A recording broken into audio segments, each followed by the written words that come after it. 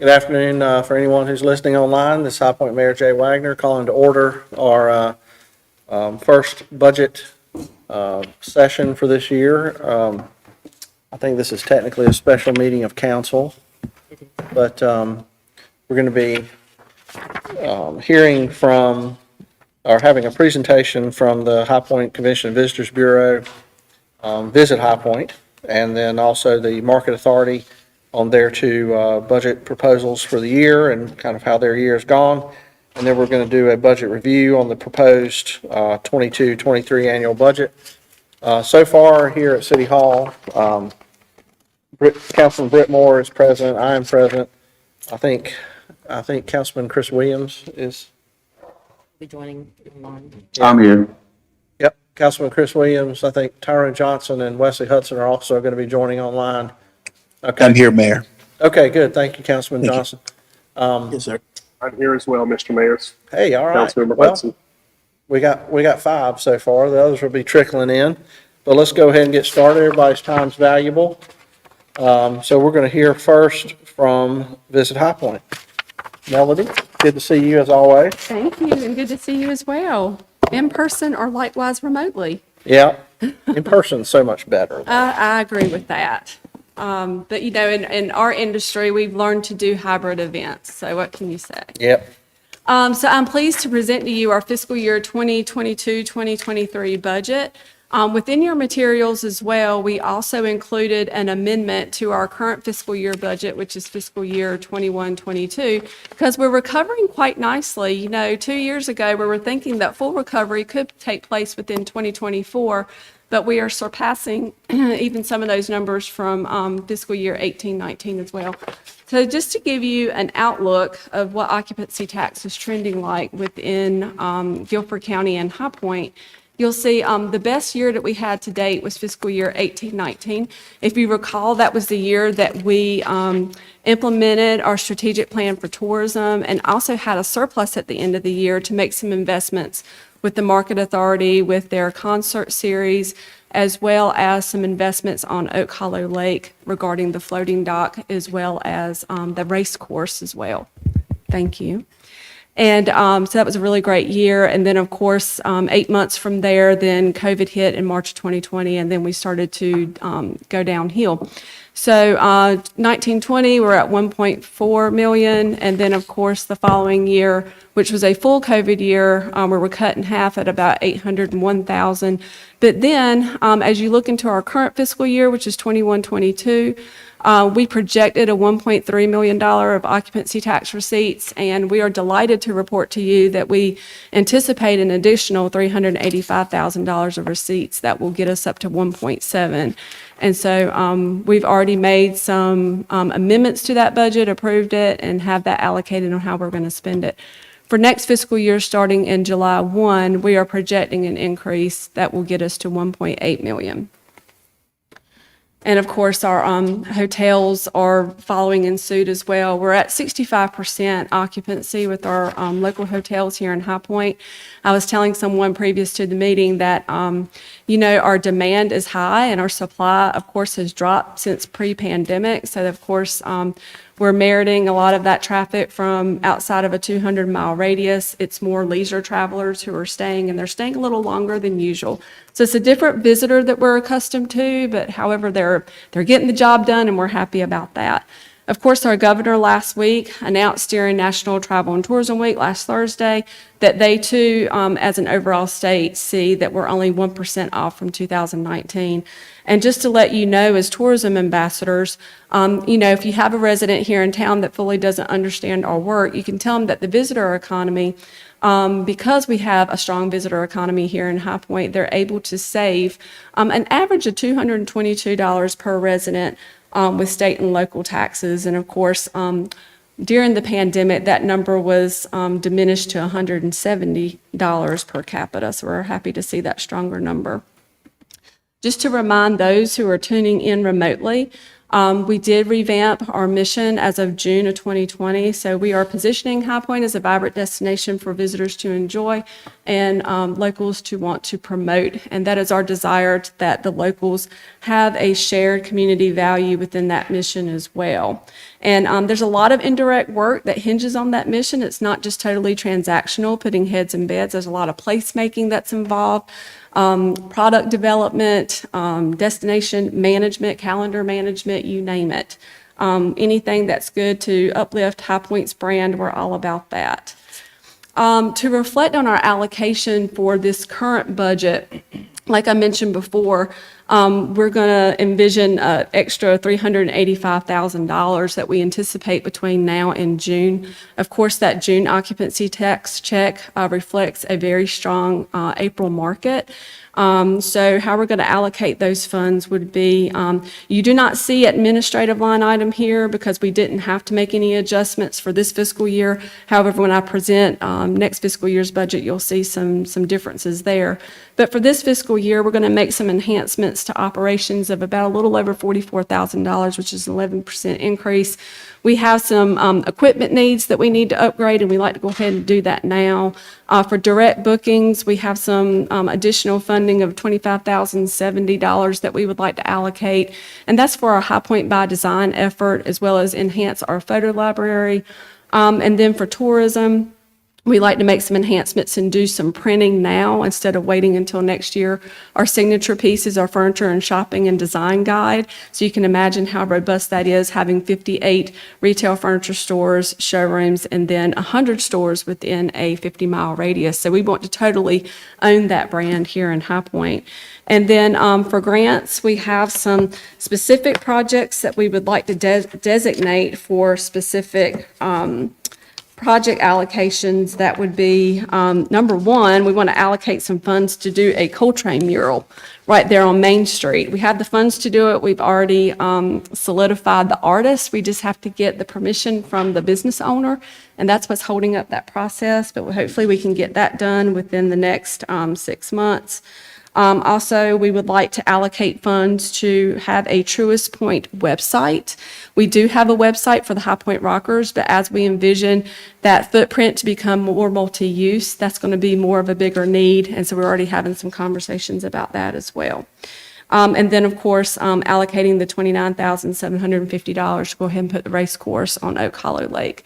And then, of course, we want to roll over $75,000 into our reserves, as that will put us at 1 year operating expenses saved up on our balance sheet, just in case we have the unexpected, the recession that may be impending, other issues with the pandemic or something like September 11th. We always anticipate about every 8 to 10 years to have to plan for the unexpected where travel can be affected. Just to give you an idea about our organizational strategy, right now we are a staff of 4.5. We'd like to get to 8. And so some of the new positions that we have outlined for you is the Events Development Manager. That is a brand new position that will be on staff. We are interviewing for that position right now. We'd like to make an offer by next week. This person would really be activating homegrown events, spectator events happening in downtown to really make downtown a destination and drive that consumer traffic to our very new small businesses in our Truist Point Stadium, as well as activate Oak Hollow Festival Park and other areas of needs. And as our youth and amateur sports market is really starting to cultivate as well, we're having more conversations about esports, soccer, and rowing. And so we want to be able to have that capacity to support that effort as well. We'd like to do a position rebrand to have an existing position that's Director of Sales and Marketing to VP of Branding. As the city is contracting with Civic Brands to do a strategic branding initiative, we want to be able to support those efforts as well. And then, of course, we'll be hiring a branding content manager as of next month. And, of course, our executive administrator will be retiring as of September, so we'll have to replace that as well. So what that looks like at our budget, for instance, just our receipts alone, of course, we've already talked about $1.8 million that we anticipate starting in July. And then the other allocations, we do have a sponsorship revenue line item of $75,000. And just as a reminder to this group, how that works is if a business wants to have promotional advertising space either within our visitor center or any of our marketing materials. Those funds are directly earmarked and then transferred with a vote by our board to go directly to destination development grants that's administered through our Drive High Point Foundation. So we're really proud of that program, that those funds get directly filtered back into the community. And that brings our total budget at $1.958 million for fiscal year 22-23, and that restores us even ahead of fiscal year 18-19 pre-pandemic. Administrative-wise, this will be our biggest adjustment for our budget. This will be an increase of about 65%. Of course, we're going from a designated budget of 5 positions as of this fiscal year and increasing those to 8. We do a comprehensive salary analysis every 3 years, and we did go through that exercise this year and really did need to make some adjustments for retainment and recruitment. Operating expenses, that's dropped down about 9% based off of this fiscal year compared to next. We're going to make a lot of those adjustments within this fiscal year and won't need to for next. Of course, you all probably read in the paper this morning that we are able to stay in our space. We do have 2 more years as of that lease, so we do not anticipate as much disruption to that. And everything else here in these line items are fixed. Direct group booking, advertising, and expenses here. Right now, we are not real transactional within these line items. Eventually, we'll get there because we're still very much focused on product development. As you can see, our line item for the market authority still stays stable at $150,000 as well.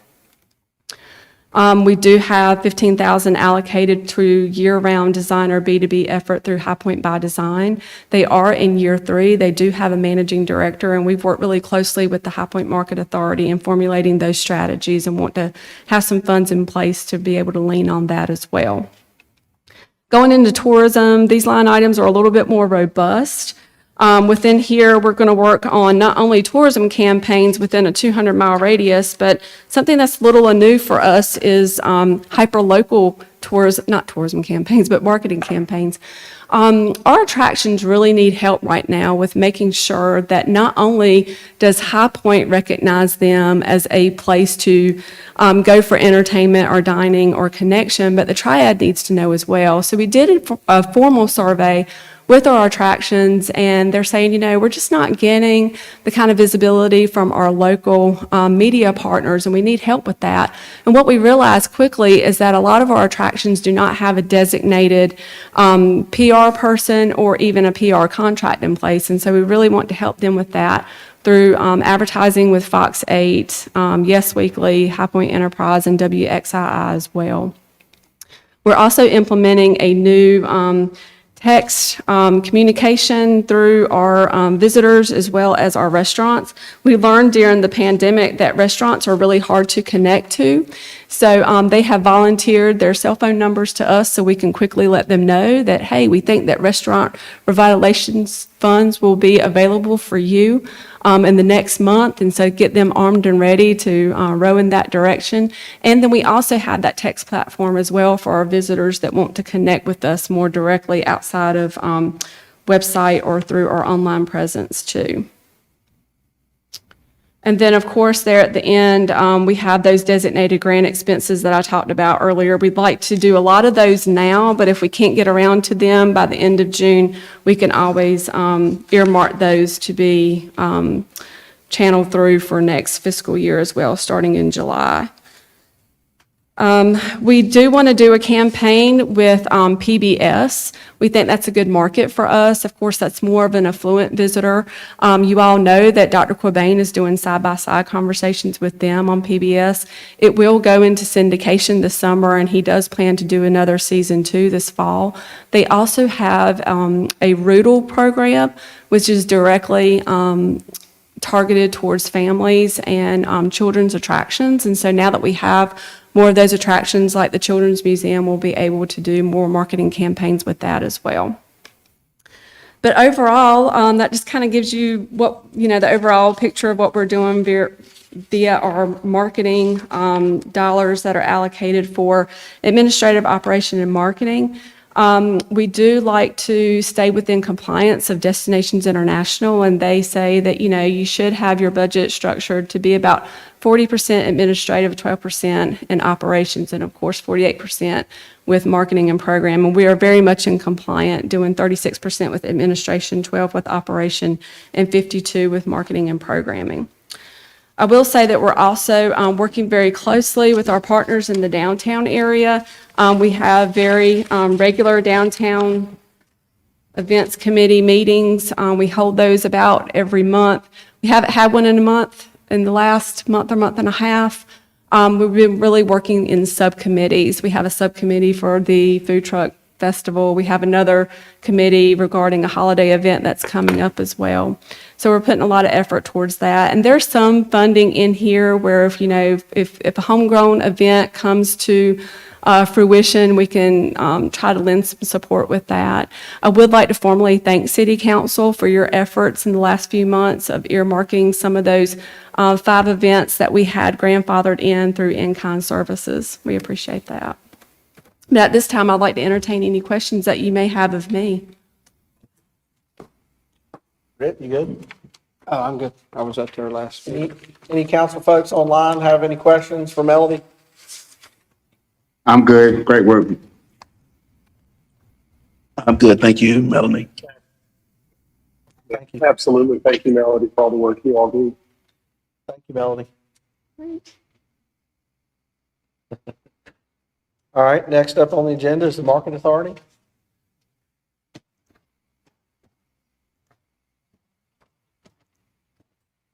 Tom, how are you? Very well, thank you. All right.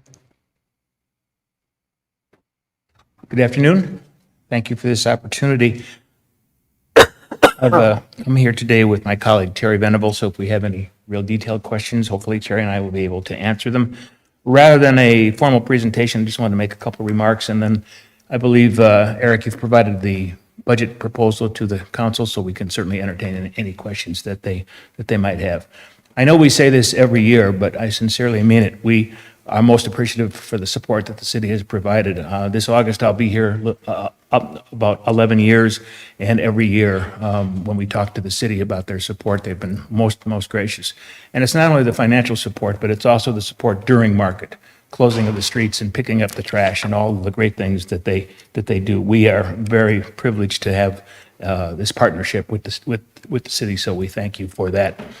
I would also point out that we're also very honored that we have the mayor as a voting member of our executive committee. Councilman Williams sits on our board as a liaison, and Manager Logan Ford sits on our board as a liaison also. So we think we got good city representation, so if they ever have any questions or concerns about what we might be doing, they have firsthand access not only to all of the data, but to us personally. And so hopefully we're able to be responsive in a very prompt and proper way. I also think it'd be good to just spend just a couple seconds talking about where we've come in this last couple of years because of the pandemic. We hit our high water mark in fall of 2019. We had the best attendance on record for about the last dozen years. And then, of course, the pandemic hit. In April, we had to cancel that market. In October, that market went 9 days. And thank goodness for some COVID money from the state, we were able to make that work, although our attendance numbers were way off. Then moving on into 2021, our April market moved to June, and then we had our October market. And then this past April market, we've just about come back. We were down about 8 to 10% total. And a good portion of that was our international visitors. And of course, with all the situation going on for COVID, the war, everything that is just sort of occurring on an international basis, it's very tough for us to maintain that world dominance that we've really had from a global participation. But we haven't given up. We are very anxious to try to get back and grow the 2019 numbers.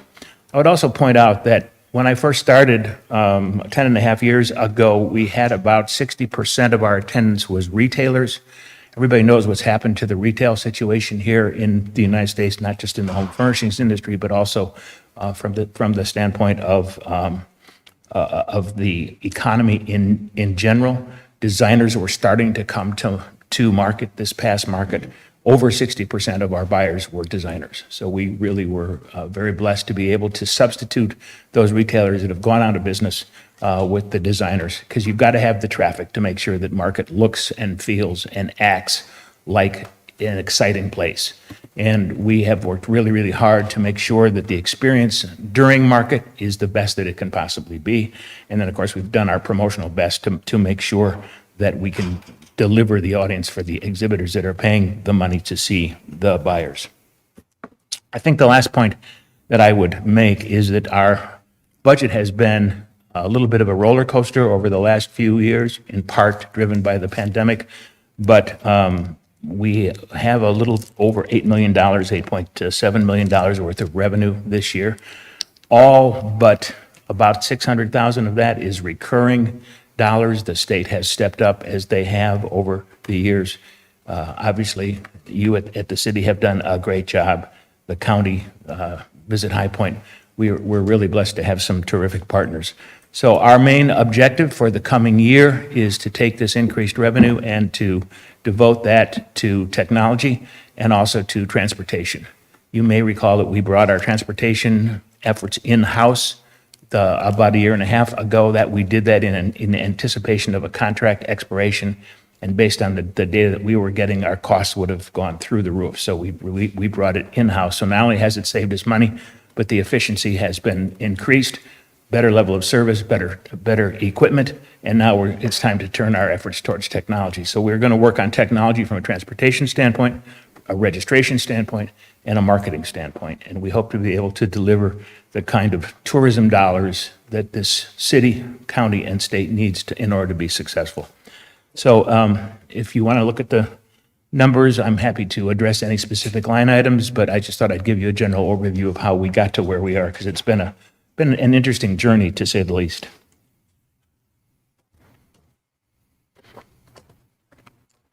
Okay. Anyone have any questions for Tom?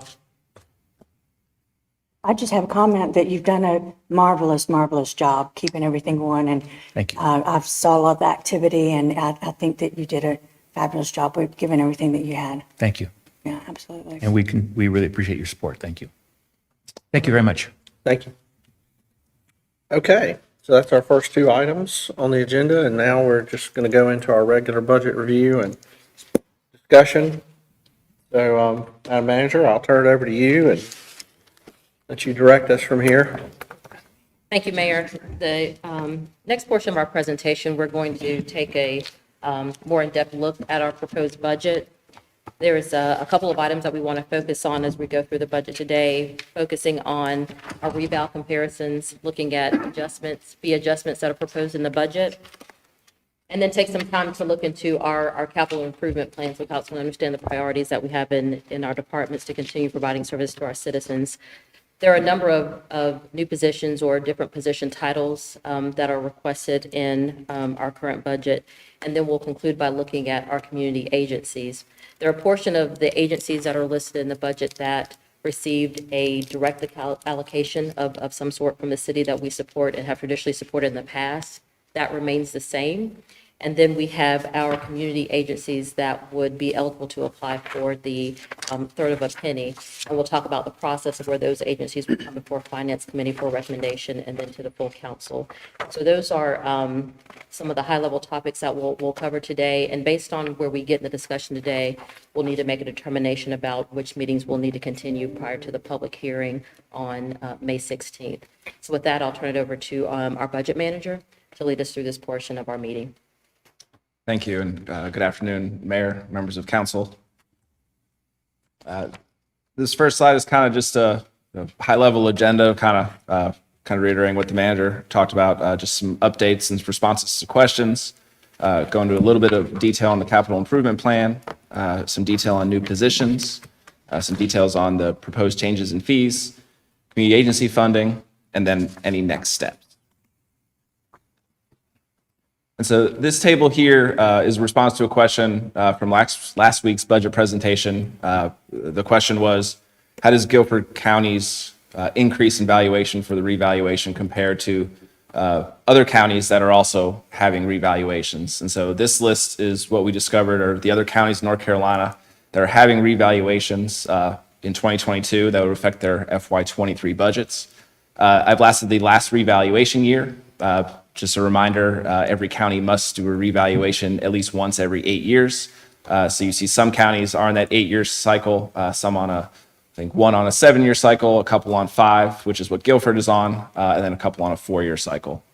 We weren't able to get responses from everyone, but here shown is the estimated growth we were able to determine. You can see it is a wide array of growth, even ranging depending on when the last revaluation is.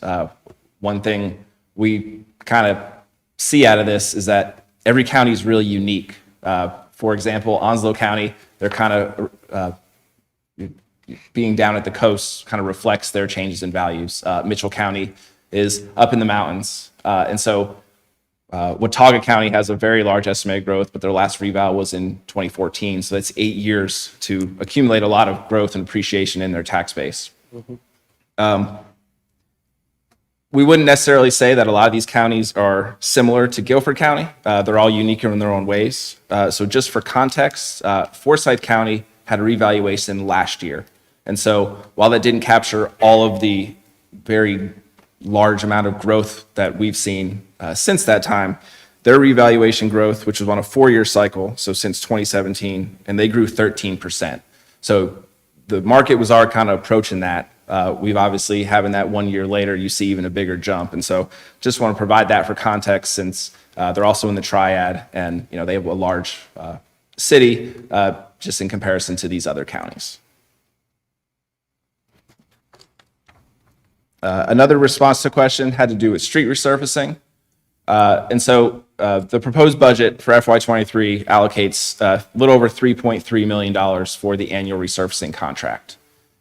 In 2021, the contract allowed for resurfacing of 22.47 miles.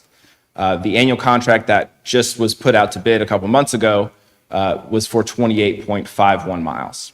So the costs in 2021 for those almost 22 and a half lane miles were about $119,000 per lane mile. The bid price that came back for 22, which was again those additional miles, so 28 and a half miles, was at $161,000 per lane mile. So that's really the number we're looking at for how many lane miles could we do with this current allocation of funds. And so we took that 161,000 per lane mile and just multiplied it by really two numbers, the number of lane miles from 2021 and then the current lane miles that were bid. And you see those totals to bid those numbers of miles ranging from $3.6 million to $4.6 million. Both of those amounts exceed the proposed budget. And so if we wanted to reach one of those levels of lane miles to get to the 2021 amount, the budget would need to be increased by a little over $327,000.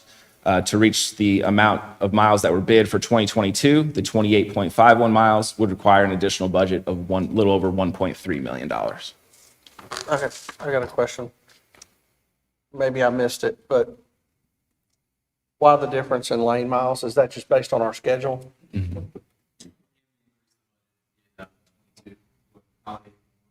Yeah. Okay. I just didn't know if we try to do 25 miles a year, or it depends on which streets are on the schedule and how long they are. Is that?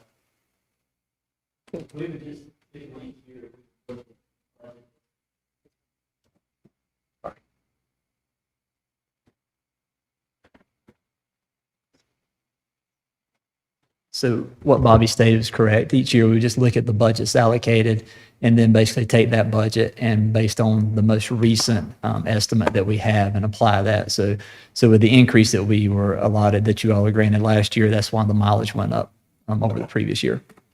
So are we saying essentially we're matching the number of lane miles to what the budget is instead of the budget to the lane miles?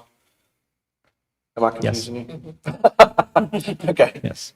We're paving based on the money we have. We're Correct. not matching the money to the amount Correct. that will probably need it. That's correct. All right.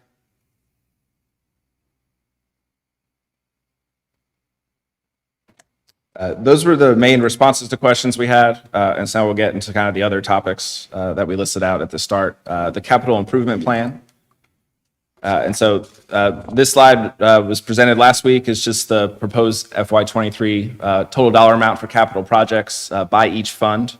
I'll note on general capital, that's a restoration from $0 in the current budget.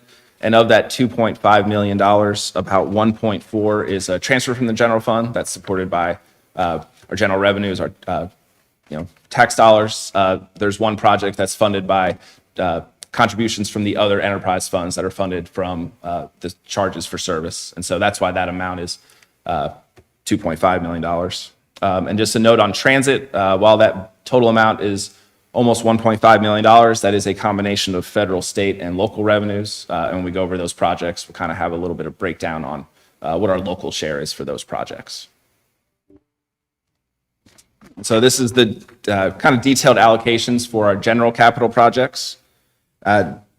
Just kind of highlight what's going on with some on the fire HVAC unit replacements. This is for unit replacements at fire station headquarters, stations 12, 13, and 14. The improvements at Southside Recreation Center are for the HVAC system and some exterior painting. At Moorhead Recreation Center, some roof repairs, renovations to the doors, and again, HVAC and painting. The recreation fire alarm upgrades. These are fire alarm upgrades that are necessary at Oak Hollow Golf Course, Moorhead Recreation Center, and Oakview Recreation Center. The improvements for Mendenhall Terminal include digital messaging, signage, lighting, and some kiosk improvements. Substandard street maintenance. This is for just kind of maintenance on streets that are unpaved. There's, I believe, 28 miles of unpaved streets here in the city. And so this helps with drainage and things of that nature as those roads deteriorate.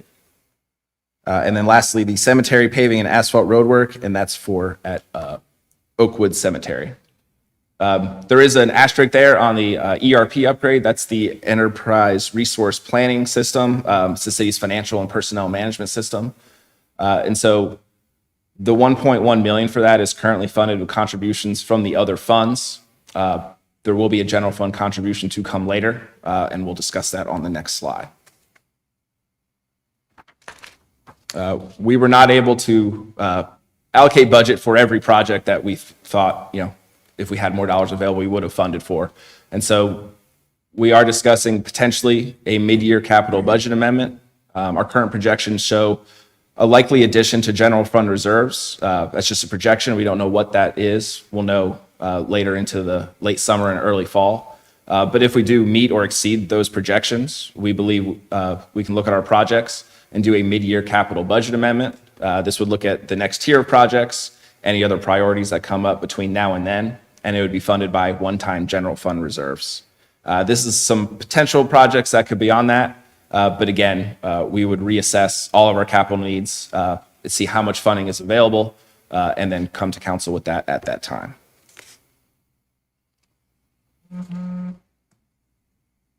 The next few slides just go through the specific projects by fund. And so on the water sewer side, it's a combination of kind of big projects at certain locations, but also our annual routine projects. The annual routine projects are things like replacement of obsolete water lines, obsolete sewer lines, water system improvements, sewer system improvements. I will note a couple projects. The work order system upgrade, CMNS, is computerized maintenance management system. This is an upgrade to the public services work order system, which hopefully can then be used by all of the public services divisions. The West Side Centrifuge upgrade. This is an upgrade to the dewatering equipment. The existing equipment is 25 years old and is about reached its end of life. East Washington Street.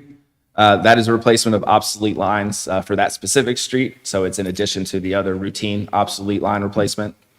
NCDOT Scientific Street. NCDOT is reworking a bridge on Scientific Street, and so the utilities will have to be moved, and that'll be our contribution to that project. And the preheat burner, and that is for the incinerator at the East Side Wastewater Treatment Plant. All told, water sewer proposed PAYGO projects total $10,343,350. Looking at electric, similar to water sewer, it's a combination of kind kind of ongoing projects that we have every year, street lighting, area outdoor lighting, overhead to underground conversions. There's also some transformer replacements at Deep River, Fairfield, and Jackson Lake. And there's also some continued funding for some projects that have been ongoing for a couple years, including the Quabain Avenue Underground Project and the Automated Meter Reading Initiative. All told on the electric side, their PAYGO projects for FY23 total $11,340,000. On the solid waste side, a lot of the same, the routine projects that we fund just about annually, post-closure reserve fund, ongoing maintenance at the material recycling facility. I do want to point out the wide box dual ram baler replacement. That is at the material recycling facility. And so what this replacement will do will allow for a more dense weight of the bales. Public Services believes this will lead to more revenue for the sale of recyclables, and the process should become more efficient. And so it's a pretty big piece of equipment, and so that's why you see it in the capital projects fund as opposed to in the solid waste operating fund. All told, solid waste total budget for FY23 capital, $5,929,000. And then this last slide just talks about the other capital projects. On the transit side, totaling almost $1.5 million.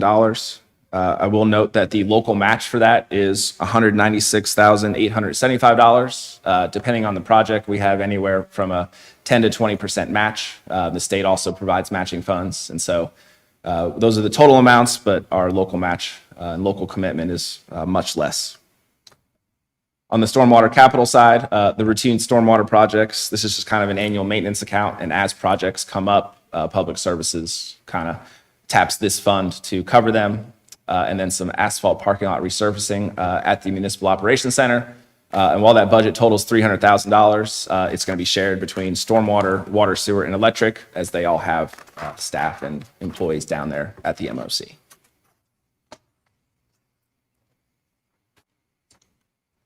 Moving on from capital and turning to new positions. This table was shown in both presentations last week. Just wanted to kind of show it again of the new positions recommended in the budget. Those first three lines, the city attorney's office and the fire positions, those are the general fund positions, and the other positions are funded by the enterprise funds for electric, water, sewer, solid waste, and stormwater. Also, just note again, the higher costs for positions like the water plant supervisor, the solid waste manager, the assistant superintendent. Those have a vehicle that's part of those positions' duties, and so the year one cost is a little inflated. In year two, there would be no purchase of vehicle, and the price would go down. And so just going through the funds and just kind of highlighting a little bit of justification or what those positions would be doing or what they're needed for. The two assistant city attorneys would assist with the growing workload of cases, review of regulations, review of North Carolina general statutes. The paralegal provide legal research for the city attorney and the assistant city's attorneys. And two fire battalion chiefs. So currently the North Side Battalion Chief is managing 10 companies. The South Side Battalion Chief is managing 9 companies. And so this current span of control does not comply with national fire standards. And so adding the two should get them closer to those standards. And the positions would oversee the B and C shifts respectively. Question. You use the term, and I know the chief's here, you use the term would get us closer to those national standards. Will it get us to those national standards? Thank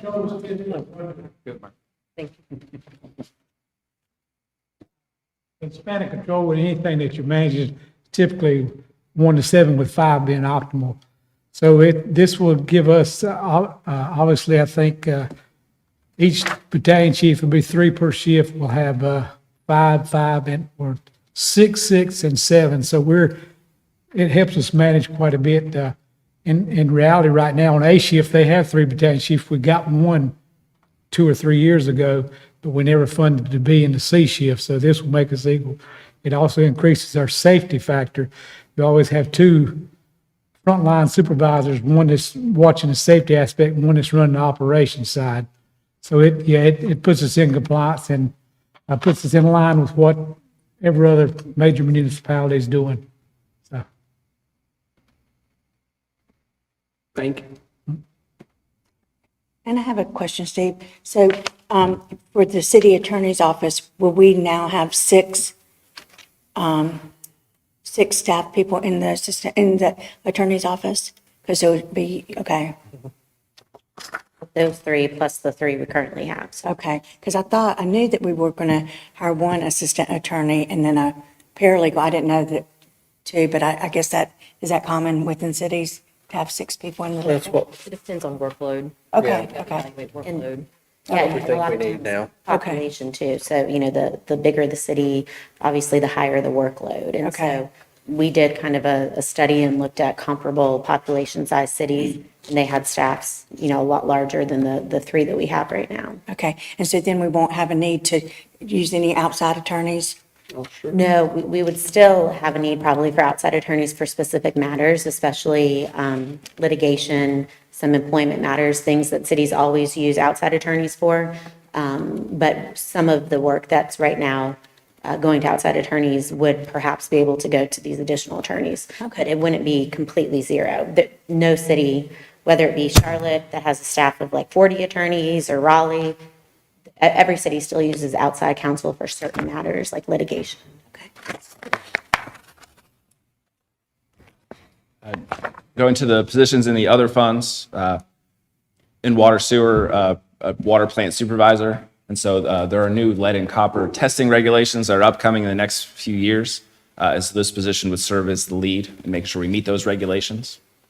In electric, an additional power line technician, and this employee would work between the transmission, distribution, and service crews.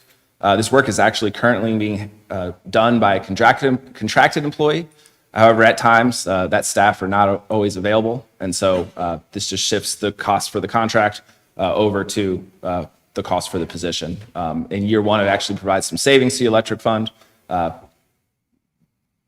Over several years, that may get closer to even, but it would depend on what the potential growth in the contract would be. But the availability will be much more reliable by having it as a department employee. And on the stormwater side, a stormwater superintendent in this position will provide oversight of national pollution discharge elimination system requirements and also assist in responding to customer stormwater issues and complaints. And then lastly, in solid waste, in environmental services, a grounds maintenance supervisor and 3 part-time groundskeepers. And the maintenance supervisor will provide service and oversight of a crew, which is 3 part-time groundskeepers, to serve the growing needs in the downtown area.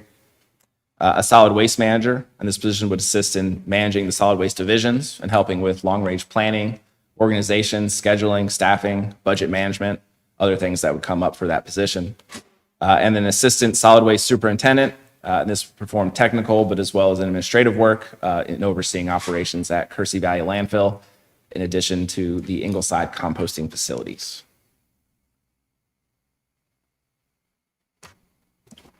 Moving on to the fee schedule. Before you go there, Yes, in sir. a nutshell, on all of those positions that you just described to us, what was the total number of positions?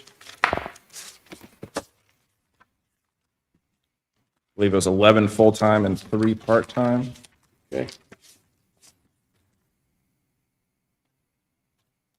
Yes, 11 full-time and 3 part-time. Thank you.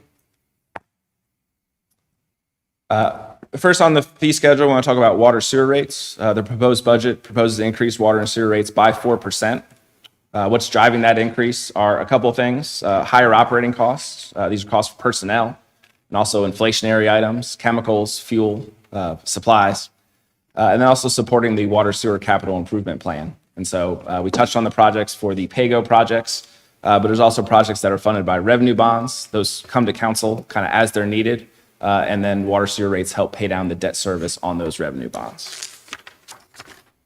The increases also help meet debt covenants. Increases have been kind of going on fairly regularly since the early 2000s. They were deferred during COVID.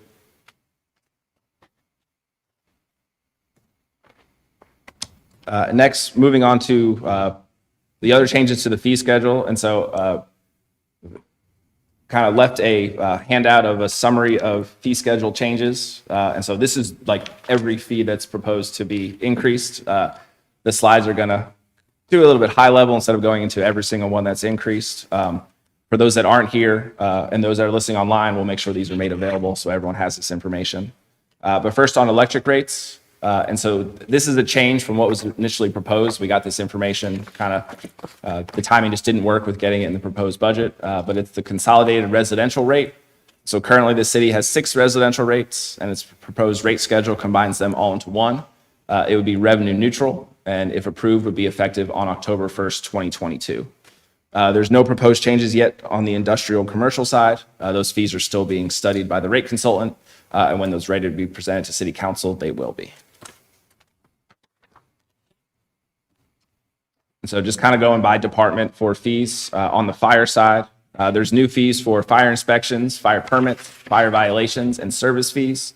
And these fees would solve compliance issues, hold citizens and businesses accountable or more accountable, and help recover costs. And so what we've done in the PowerPoint is just list a couple of examples of what we're talking about when we talk about these types of fees. So inspections fees, inspections of a daycare or a foster care or a group home, that fee would be $50. A routine inspection, the first inspection would be $50. However, if staff had to come back for a reinspection, that fee would go up to $100. Another reinspection would then go up a little bit after that. Violation examples, overcrowding violation. So that could be $100 per person, or life safety violations over a 1 year or 2 year or 3 year period. And you see they escalate as they kind of go in over time. Some examples of permits, blasting and explosives would be $150 for 1 day. Underground tank removal, abatement, and installation, that would be $100 per tank. And then just on the service fees, on apparatus, vehicles, equipment, or personnel, an example of an engine company, that'd be $150 per unit per hour. The use of a safety officer would be $50 per unit per hour. And then responses to hazmat emergencies, if it was an engine, ladder, or rescue company response, the fee would be $175 per hour. And this would be charged in half-hour increments after the first hour. And then a full hazmat response would be $350 per hour, also in half-hour increments after the first hour. I have a question on the other fee schedule. I saw that you're going now to Parks and Rec. If I could, real quickly. I know that some single-family homes will have multiple people living in the home, and I know that legally there's nothing we can do because if they're related. But is there any way that there could be a fee, like if there's a certain amount of people per, like, only 2 bathrooms? Like, is there any way that we could kind of deter people doing that by adding a fee? Like in what area? Like if What service, I guess? Like It would- electric fees? I don't Or, know. About it being tied to a service, you're talking about just based on the number of occupants in a Yeah. place. There's not a Okay. structure in place where we'd Okay. be able to do that. All right, I saw the overcrowding then. Think of the toilet and the sewer and all that, but, For gatherings, public businesses. right, I got you. Okay, thanks. Going to Parks and Rec, we tried to structure this on the slides kind of by area or type. So City Lake Park is the first one because there are a good amount of fee schedule changes or new fees that you'll see in the handout. So there's changes to amusements such as rides, tickets, miniature golf. On the marina side, some changes for canoe, fishing boats, or boats with a motor. As the renovations are complete, there's hope that there'll be more meeting and event center rentals. So there are new fees for that. These fees are for residential and non-residential. There's also fee changes for park rentals, shelter rentals, the swimming pool, some changes to the general admission, season passes, and pool rentals. And again, these are also on a residential and a non-residential side. And then swim meets, there's also fees to have a swim meet at the location. And so those are going up slightly as well. On our golf courses, Blair Park and Oak Hollow, the greens fees are increasing anywhere from $1 to $3. And this depends on the fee. And what I mean by depends on the fee, there's a different fee if you play 18 holes on a weekday versus 18 holes on a weekend, or if you walk on a weekend versus ride on a weekend, senior rates, junior rates, rates after 12 noon. And so the specifics, again, are in the handout. And as play has increased at these courses, costs have also for maintenance have gone up. And so this does help recover some of those costs at these locations. I just speak for myself. You could make more money if you charged by the number of swings per round. I'd have to give up I'm thinking of something self-deprecating about my golf game, and I'm just gonna just leave it at that. On shelter rentals, there are increases or changes to rental fees at those locations listed. What Recreation is attempting to do is get the fees where the cost is associated with the capacity of the shelter. There's also fee changes for a rental of the mobile stage, the dump fee at the campground, use of the facility at the Roy B. Culler Junior Senior Center, and then some changes at Washington Terrace Park, including shelter rentals and the swimming pool.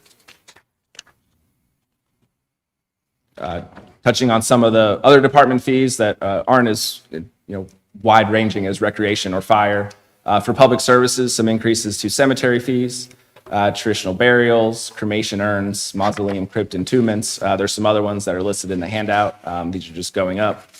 A new fee for the city clerk's office, just a little bit of cost recovery for providing records on USB drives, $5 per drive.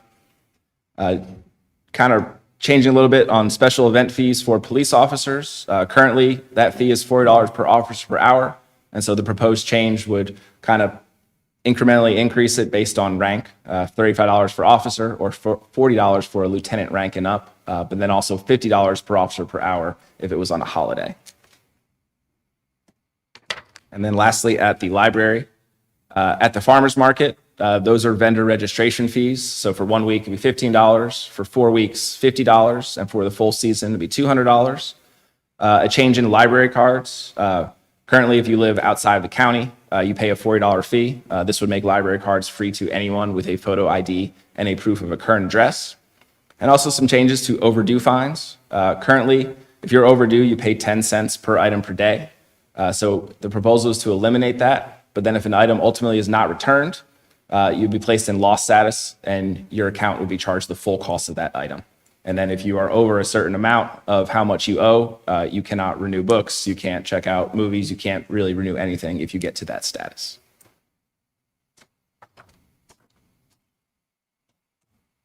That's all on fee schedule changes. And so the next area is community agency funding.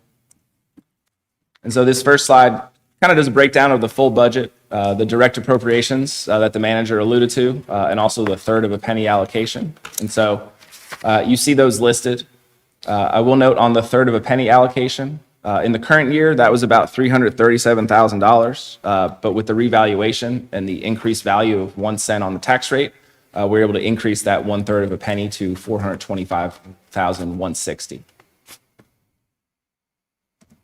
The next few slides, it's just. Can you go back one? Didn't we at one time, I see the Greensboro swim program, didn't we have a program started up by here in High Point that directly assisted and ran through our Y system or something at one time where we helped kids swim? Yeah.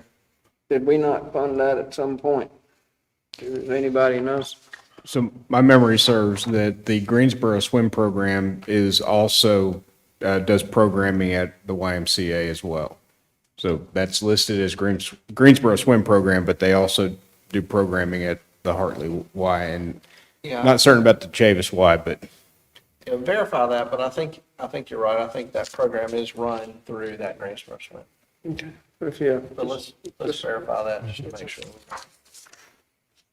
That was the money we gave. Yeah, it was a collaboration between High Point Swim Club, the YMCA's, and somebody in Greensboro, and it was to teach every kid in the school system to swim. Correct. Yeah.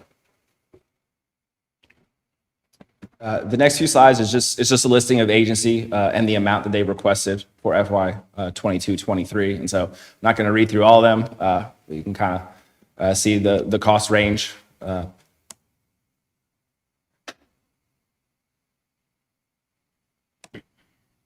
And then, so the total requests of those, I guess the non-direct appropriations, we'll call them, total $980,863, and just showing again the 1/3 of a penny allocation is $425,160.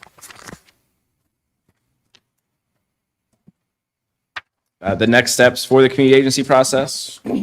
So as been done in the past, the applications would be reviewed by the finance committee. A recommendation would come out of that committee of the allocation of the 1/3 of a penny. and then council would approve the full allocations for FY 22-23.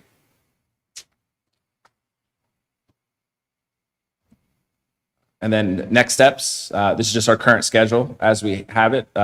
Tomorrow from 3 to 4 p.m. if necessary. The public hearing is scheduled at Monday's city council meeting. That meeting starts at 5:30. And then Thursday, May 19th, and Monday, May 23rd, from 3 to 5 p.m., again, if necessary. And I'd be happy to answer any questions that you all may have. Okay, the floor is open to council folks. Any questions for staff about the budget for what we've heard today?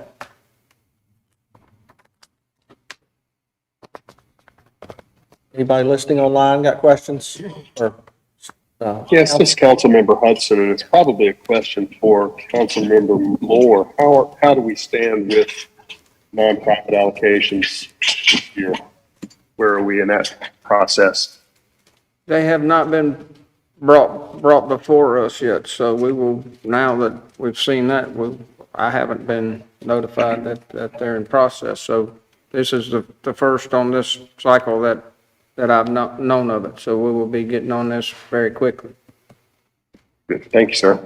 It's the only question I had.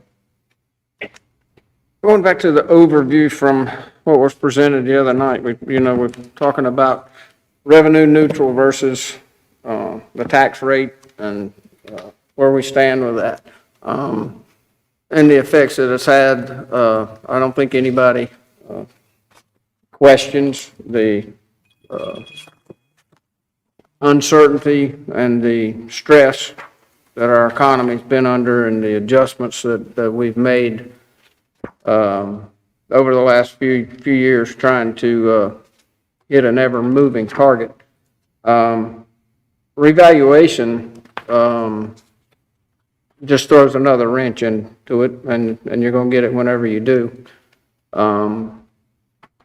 I would like to suggest and see if staff could maybe take a deeper dive as far as a number, just to see what it looked like. Because a lot of citizens, whether they're working, whether they're on fixed income or whatnot, are struggling in a lot of areas. And we have a responsibility not only to run the city's finances correctly, but to deliver the services that the citizens expect. And that's a complicated thing and seems to, in my eyes, have become even more complicated drastically in the last 3 years. With that being said, I would like to see if there could be at least an overview from a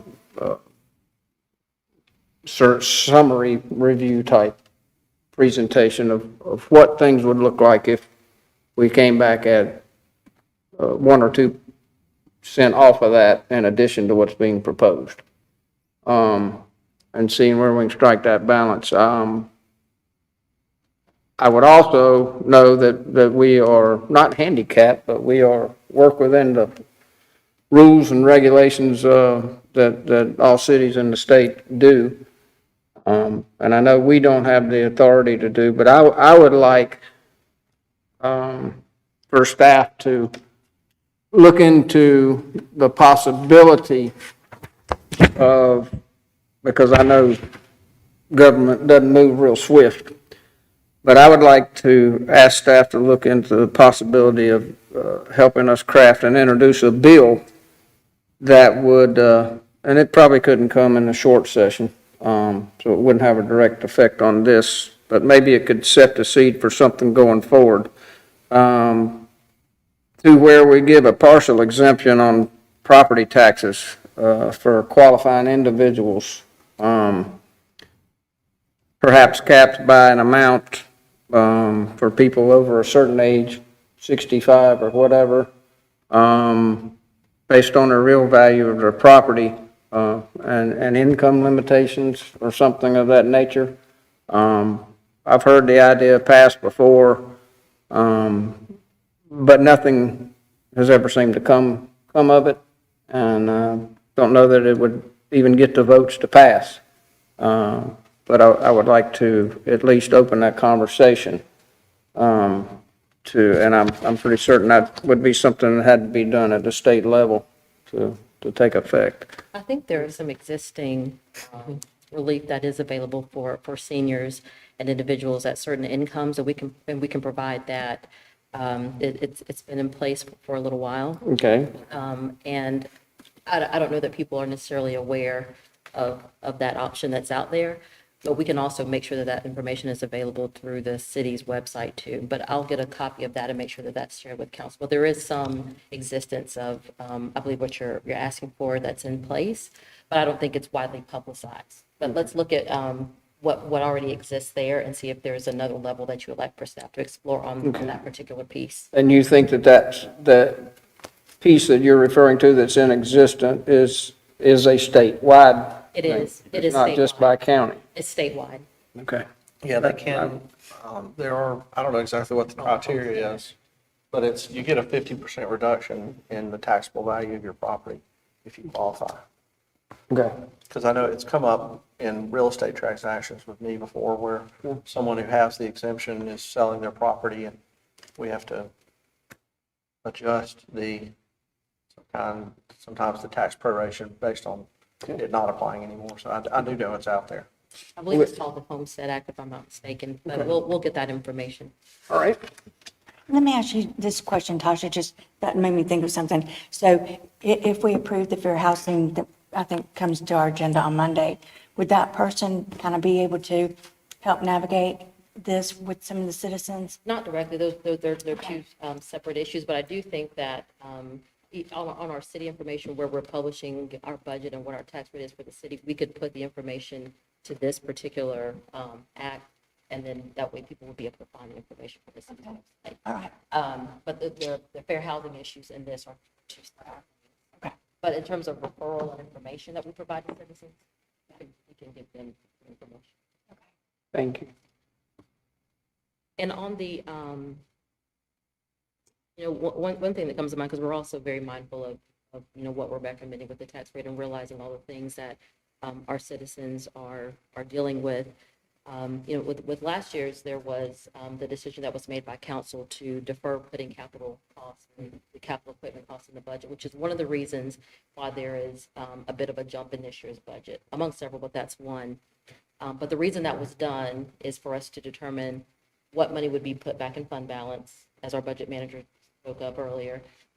But then also we knew that there might be the opportunity to use some of our federal money to help with our public safety salaries, which is what we use this year to fund capital. That's another option that we could consider this year, but again, we just realized that we know those costs are part of what we need to do business, but that's one area that we could consider, reducing the amount of capital that we have in this year's budget, and based on what we're able to put back in our fund balance based on how we perform this year, we may be able to bring more of those items back. We already have a list of about $1 million that we would like to bring back to you, but that's one area that we could evaluate and see what the impact could be on the tax rate. That's not a long-term solution because we'll continue to have those capital needs to support operating. It's kind of a one-time thing that you could do to address the tax rate, but again, you're going to have the same issue next year. Right. Budget to you. Well, yeah.